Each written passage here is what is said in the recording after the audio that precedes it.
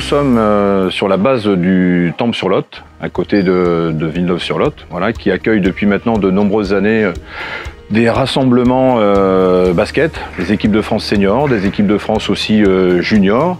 Un point d'orgue aussi dans la saison de nos détections rassemble aussi le camp interzone qui rassemble les meilleurs de la génération U15. Et puis maintenant depuis 2 jours qui accueille le camp intersecteur U13.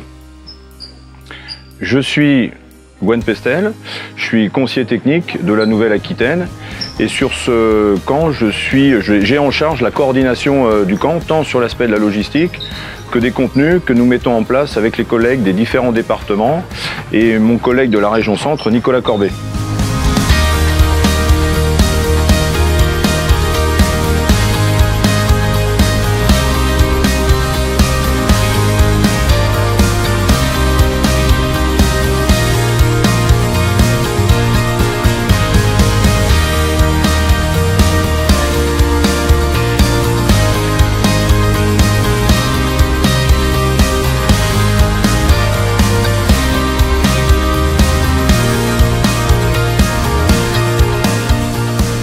Alors tous ces jeunes sont issus de la détection dans leur département. Donc il y a eu d'abord une première sélection et détection au sein des départements.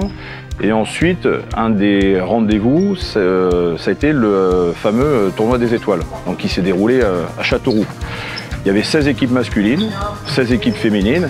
Et à l'issue de ce tournoi qui était d'une grande qualité, on a repéré, détecté et établi une liste d'une vingtaine de joueuses et d'une vingtaine de garçons.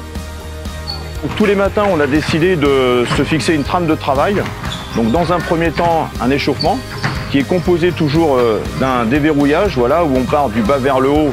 Et pour nous, c'est très important, même dans ces catégories de jeunes, de pouvoir déverrouiller, on va dire, les articulations. Ensuite, un travail d'école de course pour préparer le basketteur, la basketteuse à appréhender les différentes situations de jeu. Donc ça, c'est pour la partie échauffement, mise en train. Dans un second temps, un travail que l'on a appelé un travail par station, où là, on est plutôt sur des fondamentaux techniques, à travers un travail de passe, un travail de conduite de balle et un travail de tir, surtout au niveau du tir en course.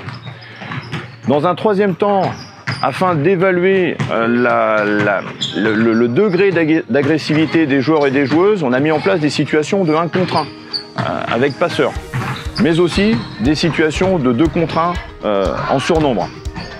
Enfin, autour de ces situations-là, chaque jour de l'entraînement, on a mis en place des situations qui pour nous sont des situations référentes autour du 2 contre 1 avec retard, où on observe la capacité des joueurs et des joueuses à défendre sur une reprise défensive, et puis surtout pour l'attaquant à effectuer les bons choix, et une situation de rebond, là où pour nous, c'est parfois un secteur où on pêche par manque d'agressivité et par manque de lecture aussi. Pas de sélection sans une évaluation aussi autour de rencontres, où finalement on va observer et évaluer les joueurs et les joueuses dans un autre contexte. Il y a toujours le contexte de l'entraînement, où les athlètes sont à l'aise, voilà, ou sont à l'aise dans la répétition, maîtrisent les choses. Maintenant, ce repère d'évaluation dans la confrontation, il est primordial.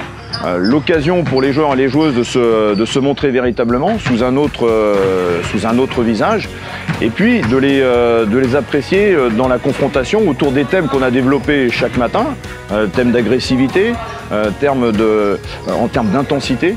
Donc pour nous, le match, c'est quelque chose d'incontournable.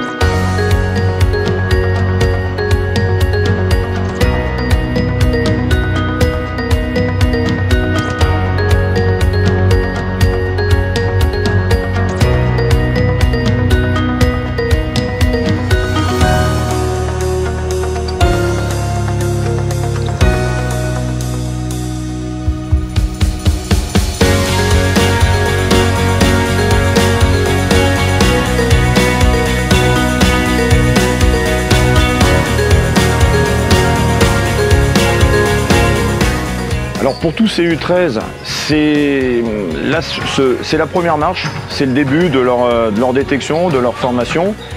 La plupart d'entre elles vont intégrer les pôles espoirs, et ce pour 2 ans.